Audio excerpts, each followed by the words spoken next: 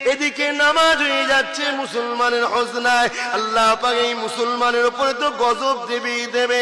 ফিরে আসো, এখনো সময় আছে।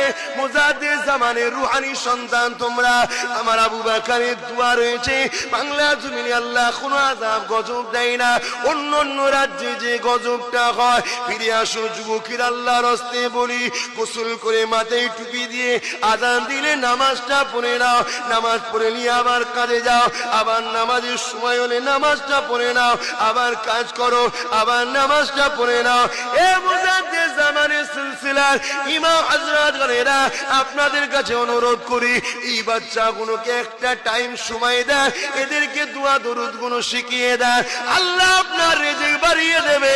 আমি কথা দিলাম, আপনি করে দেখুন, আল্লাহ আপনাকে রিজিকের দরজা খুলে দেবে।